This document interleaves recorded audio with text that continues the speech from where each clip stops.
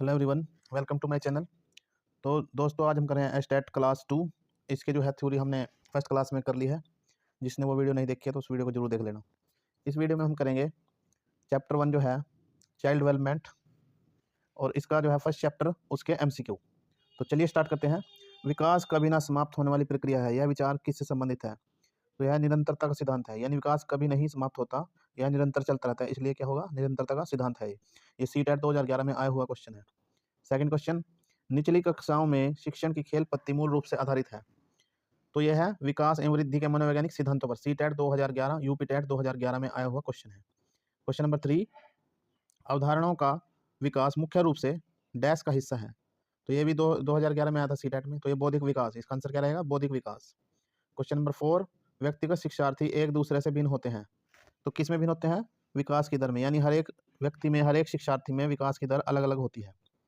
व्यक्तिगत शिक्षार्थी एक दूसरे से भिन्न होते हैं, तो विकास की दर में, ये रिपीट क्वेश्चन है। क्वेश्चन नंबर 6, मानवीय मूल्यों जो प्रकृति में सार्वत्रिक है, यानी सभी जगह है, कि विकास का अर्थ है। तो उसका अर्थ है अभिव्यक्ति। निम्न में से किस स्तर में बच्चे अपने समकक्षी वर्ग के सक्रिय सदस्य बन जाते हैं, यानी अपने जो समान के जो अपने सहपाठी हैं, तो सक्रिय सदस्य कब बन जाते हैं उनके साथ? किशोर अवस्था में। बचपन के सांप्रतिक दृष्टिकोण यानी करंट व्यू की मान्यता है। तो बचपन वृद्धि एवं परिवर्तन की एक अनूठी अवधि है, यूपी टेट 2011 में आया हुआ क्वेश्चन है। क्वेश्चन नंबर 8, शिक्षक को ज्ञान होना चाहिए। तो शिक्षक को अध्यापन विषय बाल विज्ञान का ज्ञान होना चाहिए, यह भी यूपी टेट में आया हुआ क्वेश्चन है। शिक्षक एवं विद्यार्थी के मध्य संबंध होना चाहिए। तो स्नेह का होना चाहिए, विश्वास का होना चाहिए, सम्मान का, ये सभी यानी सभी का संबंध होना चाहिए शिक्षक और विद्यार्थी के बीच में। विकास के संदर्भ में निम्न में से कौन सा कथन सत्य नहीं है? देखो, जो गलत है वो चुनना हमने। विकास की प्रत्येक अवस्था में अपने खतरे हैं, ये तो बिल्कुल सही है। विकास उकसाने बढ़ावा देने से नहीं होता, ये गलत है। तो यही इसका आंसर रहेगा। निम्नलिखित में से कौन सा विकासात्मक कार्य उत्तर बाल्यावस्था के लिए चुना नहीं है, उपयुक्त नहीं है यानी? तो पूर्व पोषित एवं स्त्रीउचित सामाजिक भूमिकाओं को प्राप्त करना। क्वेश्चन नंबर 13, विकास का क्या अर्थ है? परिपक्वता एवं अनुभव के फलस्वरूप होने वाले परिवर्तनों की श्रृंखला। खिलौनों की आयु किसे कहा गया है? टॉय एज, पूर्व बाल्यावस्था को। निम्न में से कौन सी पूर्व बाल्यावस्था की विशेषता नहीं है? तो खेलने की अवस्था। उत्तर बाल्यावस्था में बालक भौतिक वस्तुओं के किस आवश्यक तत्वों में परिवर्तन समझने लगते हैं? तो उत्तर बाल्यावस्था में बालक जो है द्रव्यमान, संख्या, क्षेत्र के बारे में जानने लगते हैं। क्वेश्चन नंबर 17, मानव विकास किन दोनों के योगदान का परिणाम है?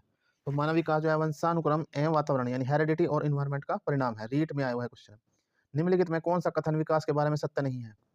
तो विकास विशिष्ट से सामान्य की ओर होता है, यानी विकास जो होता है वो सामान्य से विशिष्ट की ओर होता है, ना कि विशिष्ट से सामान्य की ओर। निम्न में से कौन सा कथन सही नहीं है? आवश्यकता वंचन की शारीरिक अवस्था नहीं है। क्रियात्मक अनुसंधान का उद्देश्य है।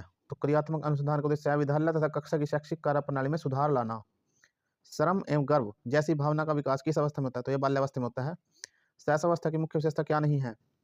तो शैशव अवस्था की मुख्य विशेषता सीखने की प्रक्रिया में तीव्रता, जिज्ञासा की प्रवृत्ति, चिंतन की प्रक्रिया, अनुकरण द्वारा सीखने की प्रक्रिया। तो शैशव अवस्था में जो है अनुकरण तो होता ही है, चिंतन की प्रक्रिया नहीं होगी, चिंतन की प्रक्रिया।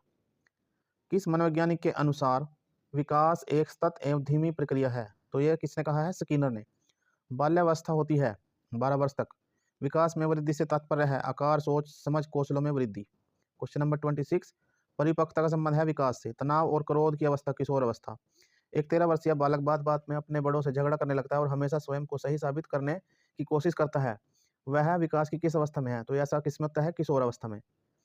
एक बच्चे की वृद्धि और विकास के अध्ययन की सर्वाधिक अच्छी विधि कौन सी है? तो यह विकास विधि, डेवलपमेंट मेथड। बच्चे के विकास के सिरस्थ सिद्धांत के अनुसार, सिरस्थ यानी सिर से पैरों की ओर, सिद्धांत के अनुसार निम्न में से कौन सा कथन सत्य है? तो विकास सिर से पैर की तरफ होता है।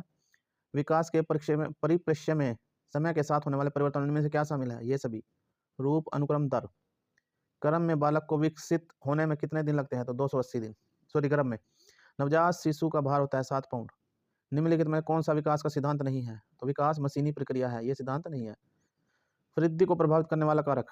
तो ये सभी, वृद्धि, पर्यावरण, स्वास्थ्य, आहार, ये सभी वृद्धि को प्रभावित करते हैं। विकास शुरू होता है प्रसव पूर्ण अवस्था में, यानी जन्म गर्भ से ही शुरू हो जाता है। संकल्पनाओं की अव्यवस्थित प्रस्तुति विकास के निम्नलिखित में किन सिद्धांतों के साथ संबंधित हो सकती है? विकास सापेक्ष रूप से क्रमिक होता है। निम्नलिखित में से कौन सा विकास का सिद्धांत है? सभी का विकास दर समान नहीं होता, यानी सभी में विकास जो है समान नहीं होता। नर्सरी कक्षा में शुरुआत करने के लिए कौन सी विषय वस्तु सबसे अच्छी है? तो नर्सरी कक्षा में है मेरा परिवार। माँ बाप के साय में बाहर निकल अपने साथी बच्चों की संगत को पसंद करना संबंधित है पूर्व किशोरावस्था से। विकास का वही संबंध परिपक्वता से है जो उद्दीपन का प्रतिक्रिया से है। निम्नलिखित में से कौन सा कथन बच्चे के विकास के परिवेश की भूमिका समर्थन करता है? पिछली कुछ दशाब्दियों में बुद्धि लब्धांक परीक्षा में शिक्षार्थियों के औसत प्रदर्शन में लगातार वृद्धि हुई है। क्वेश्चन नंबर 43, विकास के किस काल को अत्यधिक दबाव और तनाव का काल कहा है? तो किशोर अवस्था। और ये किसने कहा है? स्टेनले हॉल ने कहा है। स्टेनले हॉल ने, याद रखना अपना। पूर्व विद्यालय में से पहली बार बच्चा मुक्त रूप से चिल्लाता है। 2 वर्ष पश्चात वही बच्चा प्रारंभिक विद्यालय में पहली बार आता है तो अपना तनाव चिल्लाकर व्यक्त नहीं करता, अपितु उसके कंधे एवं गर्दन की पेशियां तन जाती हैं। उसके इन व्यवहारिक परिवर्तन का क्या सैद्धांतिक आधार हो सकता है? तो इस विभेद एवं एकीकरण विकास के लक्षण है। क्वेश्चन नंबर 45, शिक्षण का विकासात्मक परिप्रेक्ष्य शिक्षकों से यह मांग करते हैं कि वे विकासात्मक कारकों के ज्ञान के अनुसार अनुदेशन युक्तियों का अनुकूलन करें। निम्नलिखित में से कौन प्रारंभिक बाल्य अवस्था अवधि के दौरान उन भूमिकाओं एवं व्यवहारों के बारे में जानकारी प्रदान करते हैं जो एक समूह में स्वीकार्य हैं? तो माता पिता एवं भाई बहन। निम्नलिखित में कौन आयु समूह परिवर्ती बाल्यावस्था श्रेणी के अंतर्गत आता है? तो 6 से 11 वर्ष। शिक्षण का विकासात्मक परिशिक्षण शिक्षकों से मांग करता है कि वे विकासात्मक कारकों के ज्ञान के अनुसार अनुदेशन युक्त करें। ये रिपीट क्वेश्चन है, पीछे भी याद है। शैशव काल की अवधि है तो जन्म से 2 वर्ष तक। विकास डैश से डैश की ओर बढ़ता है, सामान्य से विशिष्ट की ओर। अगर और कुछ पूछे तो केंद्र से बाहर की ओर। तो ये 50 क्वेश्चन थे क्लास 1 के। आगे भी इसके 50 क्वेश्चन और बचे हुए हैं तो मैं नेक्स्ट वीडियो में कराऊंगा। और इस चैनल को एस्टेट, पीआरटी, पीजीटी, टीजीटी वाले सभी सब्सक्राइब कर लें, क्योंकि हम इस पे साइकोलॉजी और मैथ से रिलेटेड, रीजनिंग से रिलेटेड क्लासेस लाते रहेंगे। धन्यवाद।